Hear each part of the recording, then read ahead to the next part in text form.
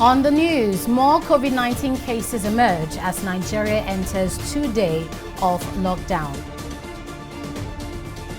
Federal government begins conditional cash transfer to vulnerable Nigerians.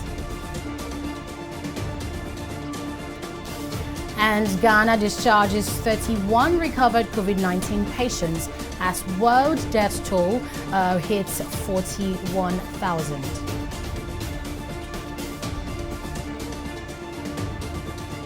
Many thanks for joining us on News Now on TV360 Nigeria. I am Annetta Felix. Nigeria's COVID-19 toll has now surged past 150 as the Nigeria Center for Disease Control (NCDC) confirms 12 new cases on Wednesday.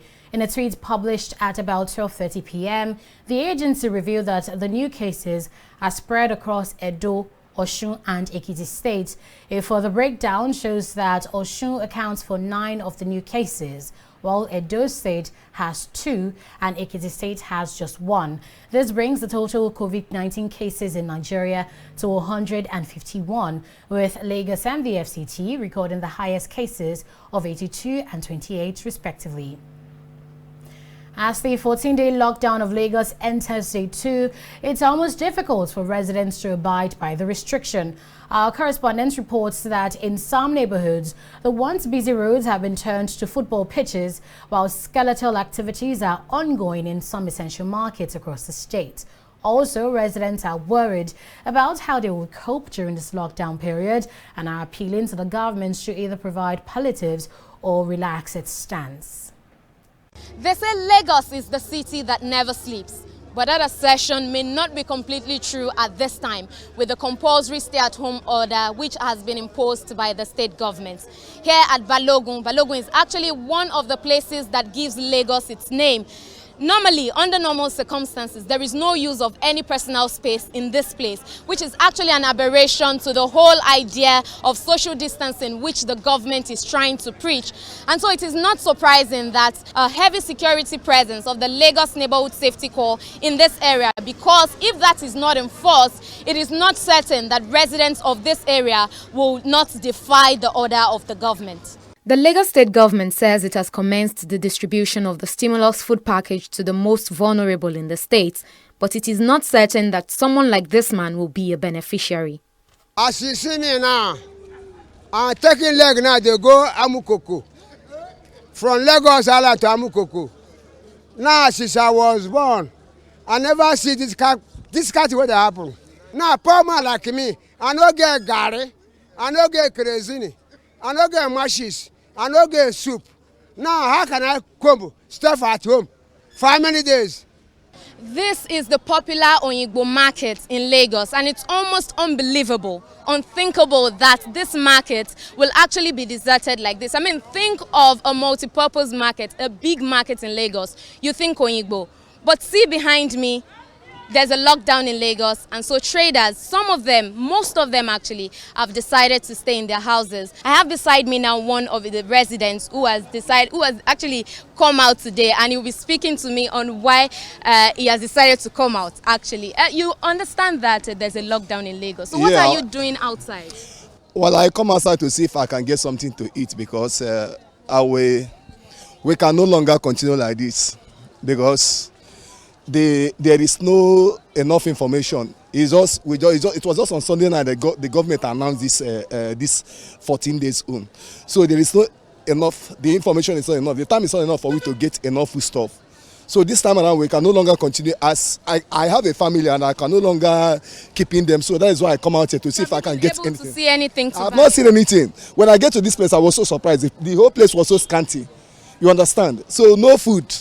Even with our money now, we can't find food to buy. Now, the case is no longer money, because it's like even if you have the money, you won't see where to buy something. I came down to Imbo to buy things with my wife, but I can find out that I didn't see anything to buy. So I was surprised. Government said we should be indoor.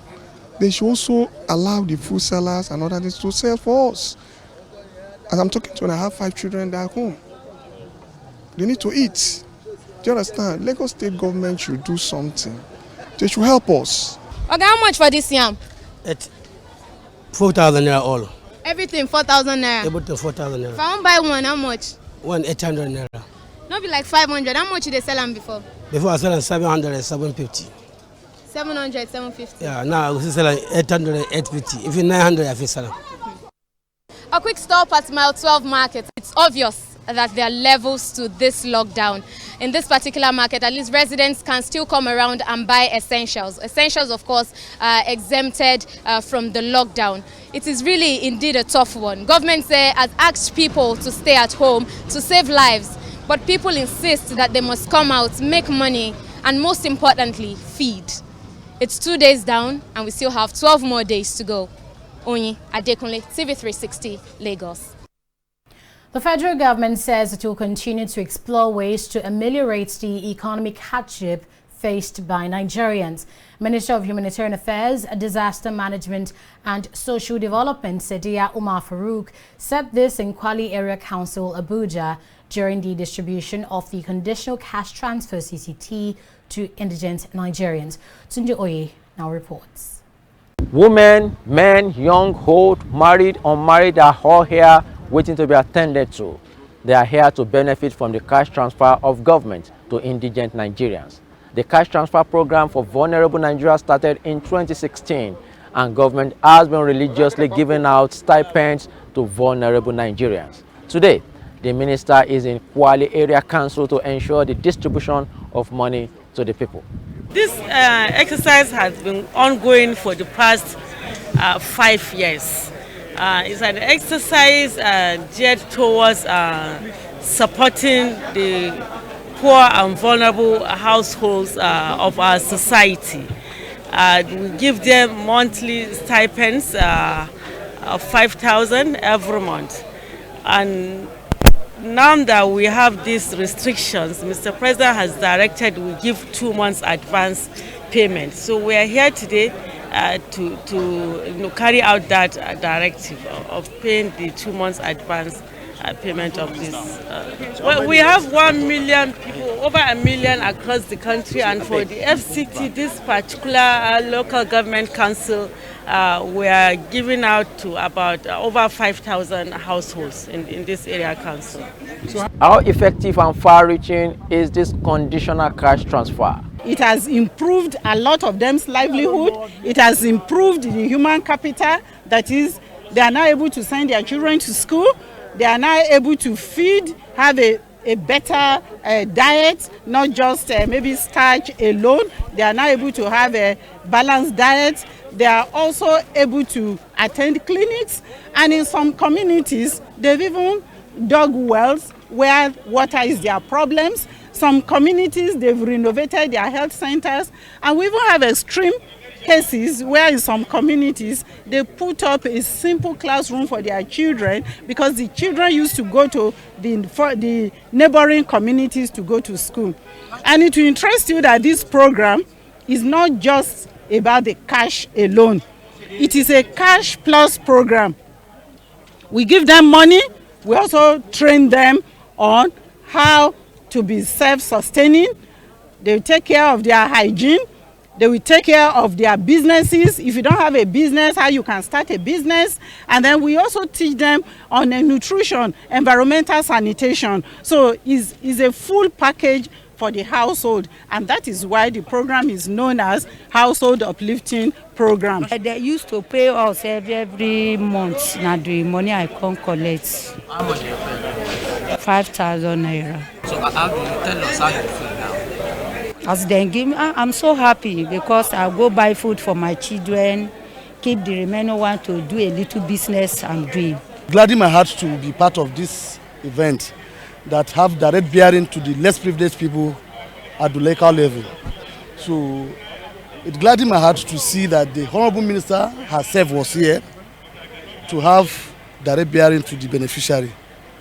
If you see the beneficiary today across, it's not neither APC, ABGA or PDP or ANPP. It's across board that the less privileged at the grassroots benefit this program. About 1.2 million is already in the program, and the federal government intends to add another 1 million in the year 2020. From Abuja, Tunji Oye, TV360 News. Lagos State is Nigeria's worst hit city in the coronavirus pandemic.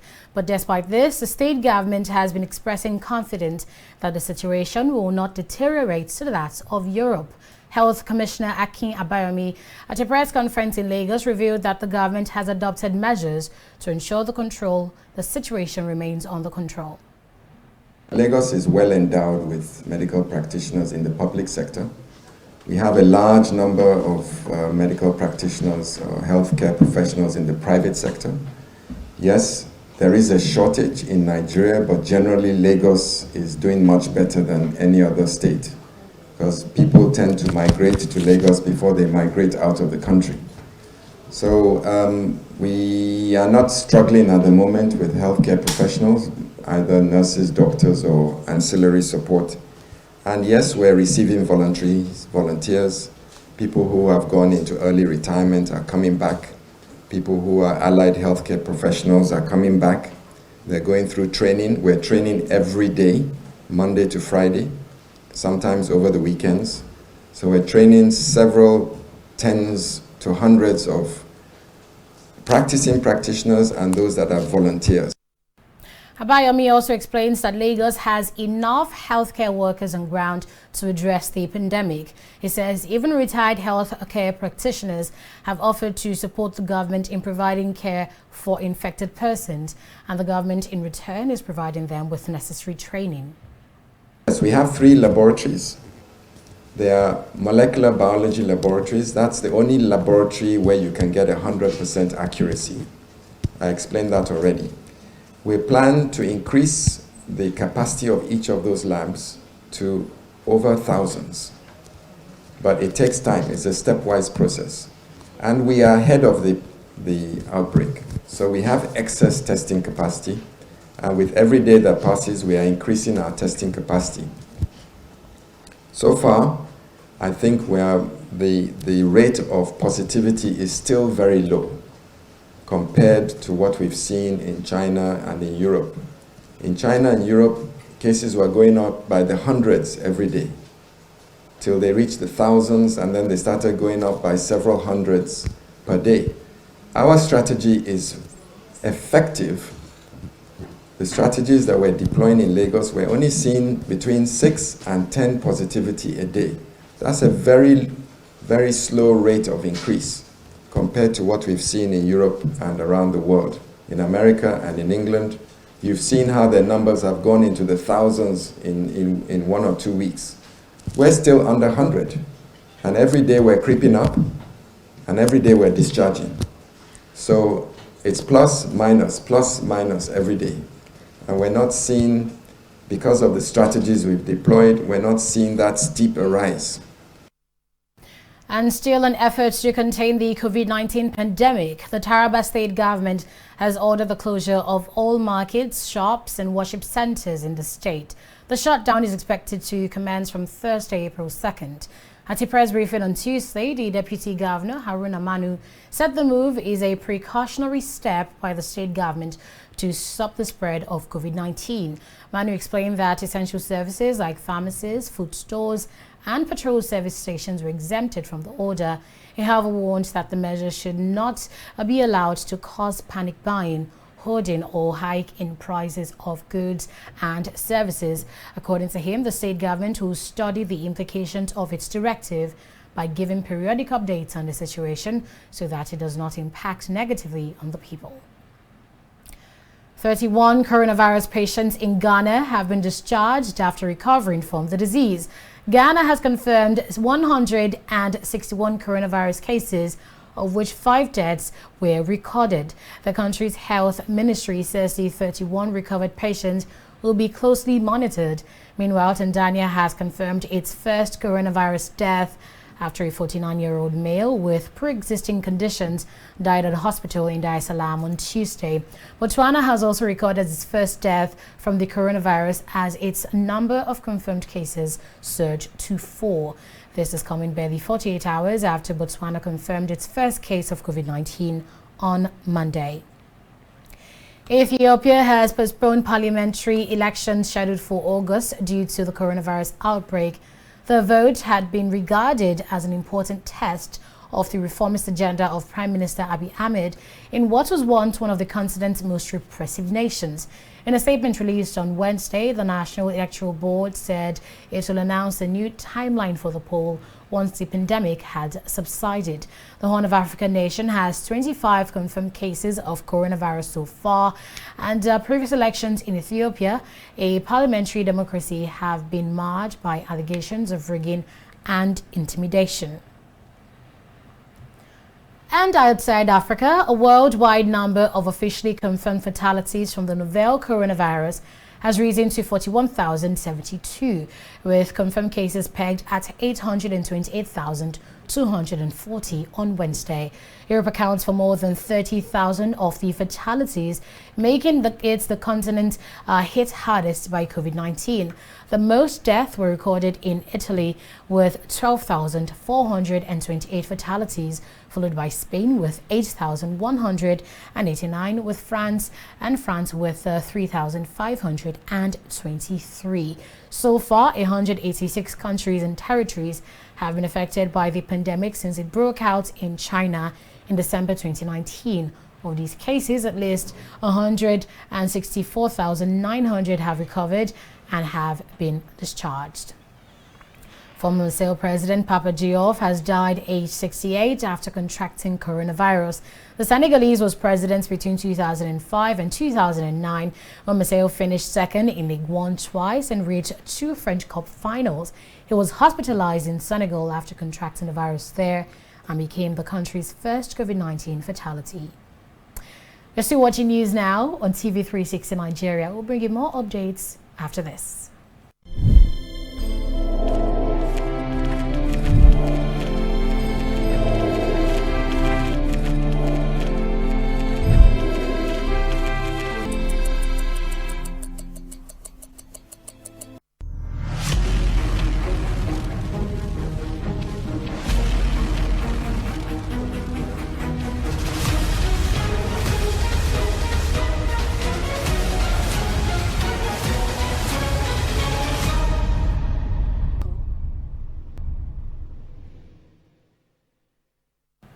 Spokesman of the Southern Kaduna People's Union, Luka Biniat, has confirmed that gunmen killed 11 people in Kaduna on Tuesday. In a statement, Biniat said the killings took place in Guruku Ward, Kuduru Village in Chikun local government area, and Jagindi in Jema local government area. Danlamibade, the district head of Jagidi, alongside his brother Musa, was among those killed during the attack. He said 6 others were killed in Guruku when the gunmen struck. Biniat added that 3 other people were killed and the attackers set their houses on fire and looted valuables.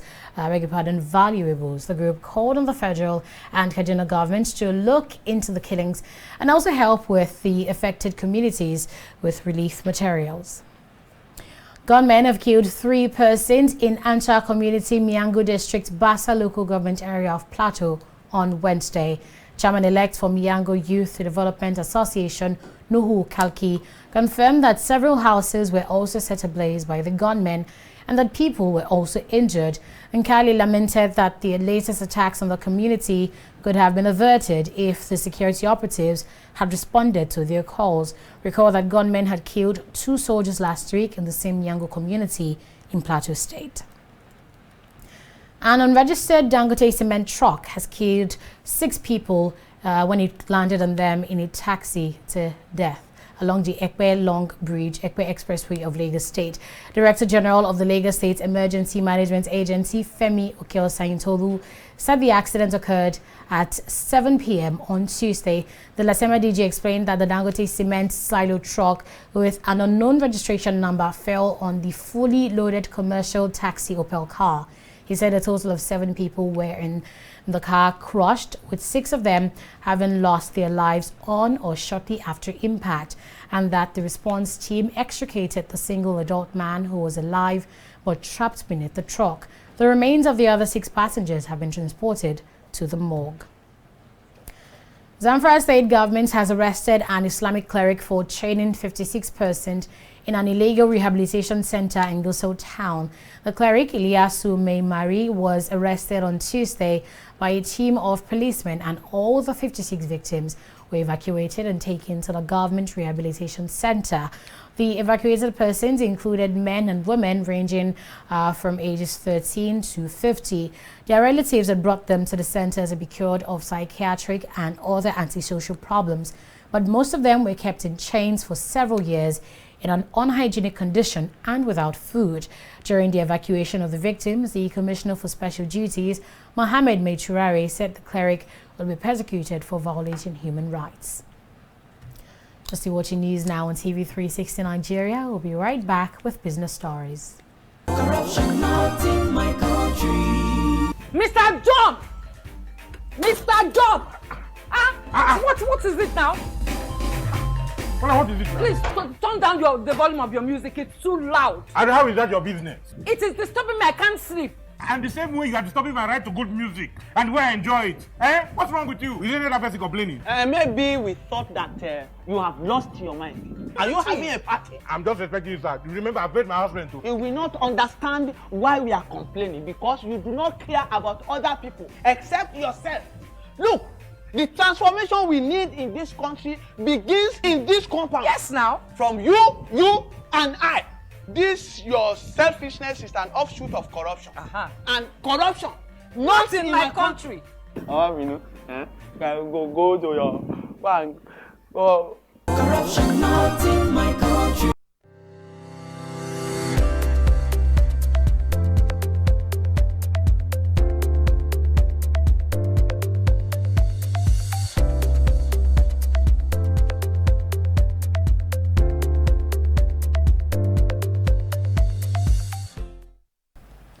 You're welcome back. Let's now join Fidelia Aguncha for the latest business stories. Thank you very much, Annetta. The Petroleum Product Price and Regulatory Agency has reduced the pump price of petrol to 123 naira 50 kobo per litre from the current price of 125 naira. This comes about 2 weeks after the agency reduced the pump price to 125 from 145. The reduction is based on the reduced landing cost of petrol into Nigeria, which is caused by the global decline of crude oil prices. Abubakar Sadil, the executive secretary of PPPRA, who announced the new pump price, said all retail outlets should start selling at the new price from April 1st. Earlier, the state oil firm NNPC announced that it had enough petrol in circulation to ensure there was no scarcity of the essential product as millions of Nigerians remain at home because of the COVID-19 outbreak. Electricity tariff will not be increased unless distribution companies improve the quality of power supply and agree with consumers on rate. Power Minister Saleh Maman said this in reaction to an announcement by the Nigerian Electricity Regulatory Commission, NERC, that tariff increase that was to commence on April 1st had been postponed.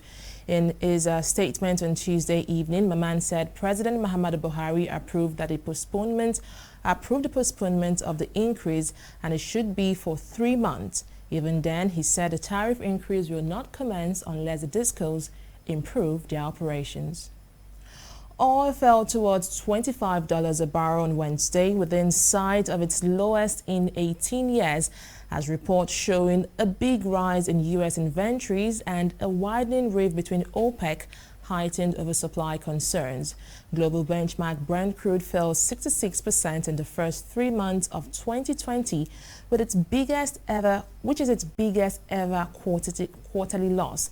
Now, pledges of higher output from Saudi Arabia and Russia after a supply pact collapse and a slide in demand due to the coronavirus outbreak have hampered the market. The bearish mood was also fueled by a rift between the organization of the petroleum exporting countries, OPEC.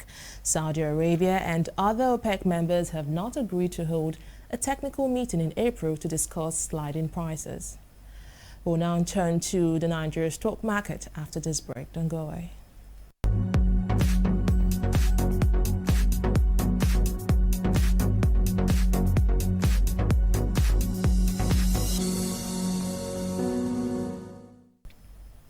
Well, it's been 8 days since investors began trading remotely at the Nigeria Stock Exchange, And I must say it hasn't been so rosy. The NSE is falling for the third consecutive day this week, with investors losing more than 100 billion naira as the all-share index plunged by 0.94%.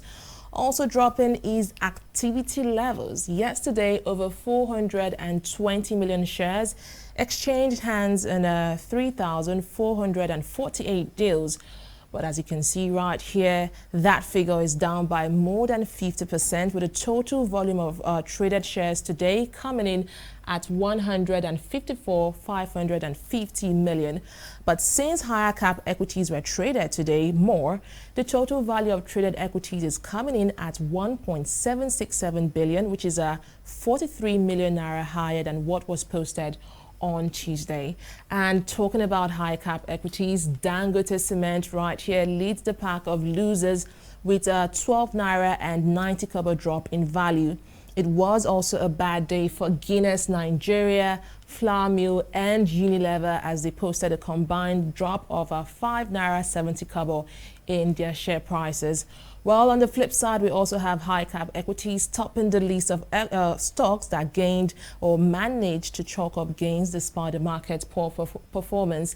And after seeing profit to the tune of 8 naira and 90 kobo, MTN earned the top spot on the gainers chart. It is closely followed by international birds right here. Cadbury PLC also had a good day, and NATCO sits on the fourth spot of the gainers chart. Well, let's now look at how the foreign market fared. Still red, as you can see, FTSE Dow and Nikkei are all dropping as the world is now worried about a global recession as the coronavirus pandemic worsens. Well, that's it from the world of business. It's back to Annetta Felix. Thanks for the update, Fidelia. Moving on now, flooding in Iran caused by heavy rainfall has left 21 people dead and 1 missing. Emergency Services spokesman Mujtaba Khaledi said 22 people had also been injured, with most of the casualties in southern or central provinces. He said 11 people had died in Fars province and that 1 was still missing. 12 people died in flooding last week, and Khaledi warns of more heavy rains to come. And moving on now to news in sports, Nigeria has lost the para-powerlifting gold medalist Ndidi Nwosu. Minister of Youth and Sports Development Sunday Dare confirmed that Nwosu died last month in Owerri, Imo State, following complications arising from a lung infection. From her base in Canada, former president of Nigeria Powerlifting Federation stated that Ndidi sustained an injury from the 2018 Commonwealth Games in Australia and consequently had 2 surgeries. And that's it on News Now on TV360 Nigeria. I am Annetta Felix. Thanks for watching.